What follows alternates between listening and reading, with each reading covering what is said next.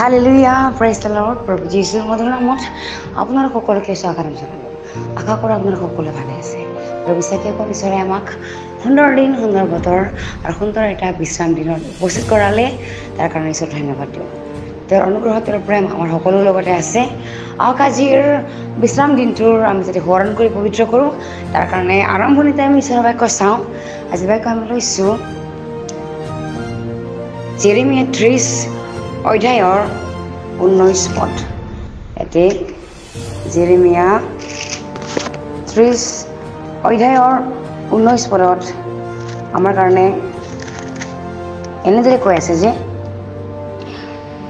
আৰু সেইবোৰৰ পৰা স্তুতি গান আৰু আমোদকাৰীবিলাকৰ ধ্বনি উঠিব। মই তেওঁবিলাকক বৃদ্ধি কৰিম, তাতে তেওঁবিলাক কম নহ'ব। মই তেওঁবিলাকক গৌৰৱযুক্তও কৰিম, তাতে তেওঁবিলাক সামান্য নহ'ব। Hallelujah, praise the lord. ঈশ্বৰৰ এই সুন্দৰ বাক্যৰ কাৰণে ঈশ্বৰক ধন্যবাদ। প্ৰিয় বিশ্বাসীসকল, ইয়াতে ঈশ্বৰৰ যিটো দয়া, ঈশ্বৰৰ যিটো অনুগ্ৰহৰ শক্তিটো ইয়াতে দেখাইছে।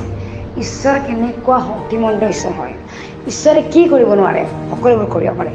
যিসকল ব্যক্তিয়ে জিহুৱাত ভৰসা কৰি, ঈশ্বৰৰ ভৰসা কৰি তেওঁৰ প্ৰশংসা কৰে, তেওঁৰ গৌৰৱ কৰে, তেওঁৰ মহিমাটো আগবঢ়াব খোজে, এনেকুৱা ব্যক্তিসকলক তেওঁ কেতিয়াও কমি যাবলৈ নিদিব। ইয়াতে কৈছে যে স্তুতিগান আৰু আমোদকাৰীবিলাকৰ ধ্বনি উঠিব, মই তেওঁবিলাকক বৃদ্ধি কৰিম কৈছে। যদি আমি তেওঁক স্তুতি কৰোঁ, যদি আমি তেওঁক আৰাধনা কৰোঁ, তেনেহ'লে আমি কেতিয়াও কমি কমি নাযাম, আমি বাঢ়ি বাঢ়ি যাম। আমাক বৃদ্ধি কৰিব ঈশ্বৰে। আমাৰ সংখ্যাবিলাক তেওঁৰ অনুগ্ৰহৰ দ্বাৰাই আমাক বৃদ্ধি কৰাব। আমি সদায় বাওনা হৈ নাথাকিম, ঈশ্বৰে আমাক বৃদ্ধি কৰাব। হালেলুয়া। আৰু ইয়াতে কৈছে, মই তেওঁবিলাকক গৌৰৱযুক্ত কৰিম, তাতে তেওঁবিলাক সামান্য নহ'ব কৈছে। আমি যদি ঈশ্বৰক দৃষ্টি কৰি ঈশ্বৰৰ ফালে আমি লৰচৰ নোহোৱাকৈ সোঁফালে কি বাওঁফালে নুঘূৰি যদি ঈশ্বৰৰ আজ্ঞামতে আমি চলি যাই থাকোঁ,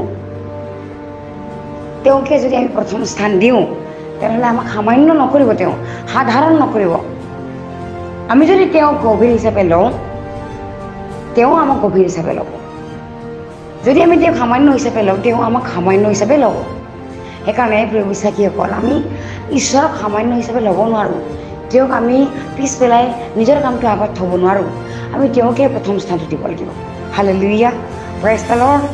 যদি আমি তেওঁক প্ৰথম স্থানটো দিওঁ, তেওঁক যদি আমি জৰুৰী বুলি ভাবোঁ, তেনেহ'লে তেওঁ আমাৰ জীৱনত আমাক জৰুৰী স্থানত, প্ৰথম স্থানত ৰাখিব। আমেন। সেইকাৰণে বিশ্বাসীসকল, তেওঁক যিজনে গ্ৰহণ কৰিছে, তেওঁক যিজনে জানিছে, তেওঁক যিজনে পিন্ধিছে, যীশুখ্ৰীষ্টক যোনে পিন্ধিছে, যীশুখ্ৰীষ্টৰ যোনে প্ৰেম কৰে, যিজনৰ হৃদয়ত ঈশ্বৰৰ বাক্য আছে, তেওঁ সাধাৰণ ব্যক্তি নহয়। মানুহৰ দৃষ্টিত হ'ব পাৰে সাধাৰণ, কিন্তু ঈশ্বৰে তেওঁক মনোনীত কৰা হেতুকে তেওঁ ৰাজকীয় পুৰোহিত হয়, পবিত্ৰ জাতি হয় আৰু মনোনীত বংশ হয়। Hallelujah, praise the lord. সেইকাৰণে যেনেকৈ দাৱীদক এনইণ্ট কৰিবলৈ যাওঁতে চমুৱেলে যেতিয়া তেওঁৰ ডাঙৰ ককায়েকৰ পৰা, দাৱীদৰ ডাঙৰ ককায়েকবিলাকৰ পৰা যেতিয়া এজন এজনকৈ চাই চাই তেওঁ এনইণ্ট কৰিবলৈ চাই আছিলে, তেতিয়া জিহুৱাই কৈছিলে চমুৱেলক যে জিহুৱাই হৃদয়লৈ দৃষ্টি কৰে, ওপৰত নহয়। জিহুৱাৰ দৃষ্টিটো হৃদয়তহে হয়। হালেলুয়া। সেইকাৰণে মানুহৰ দৃষ্টিত আমি ভাল হোৱাটো আমি বিচাৰিব নালাগে। আমি ঈশ্বৰৰ দৃষ্টিত আমি কেনেকুৱা হয়, আমি জিহুৱাক সন্তুষ্ট কৰিছোঁনে? মানুহক সন্তুষ্ট কৰাটো দূৰৰ কথা, প্ৰথমে ঈশ্বৰক সন্তুষ্ট কৰিবলৈ আমি শিকিব লাগে। আমেন, প্ৰেজ দ্য লৰ্ড। মই বিশ্বাস কৰোঁ এপেকৰ যোগেদি আপোনালোক সকলোৱে আশীৰ্বাদ প্ৰাপ্ত হৈছে বুলি।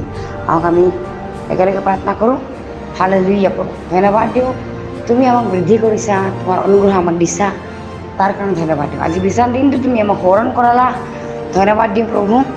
আৰু তুমি যে আমাক সামান্য কৰি দেখা নাই, তুমি যে আমাক বৃদ্ধি কৰিম কৈছা, তুমি আমাক প্ৰভু লাগতিয়াল হিচাপে তুমি আমাক সোঁৱৰণ কৰিছা, তুমি আমাক জৰুৰী বুলি ভাবিছা, তাৰ কাৰণে ধন্যবাদ দিওঁ প্ৰভু। তুমি ধন্যবাদ যোগ্য। Thank you Lord. এই দিনটো তোমাৰ এটা সমৰ্পণ কৰি সকলো যাচনা নাচৰতী প্ৰভু যীশু নামত অৰ্পণ কৰিছোঁ আমেন প্ৰেইজ দ্য লৰ্ড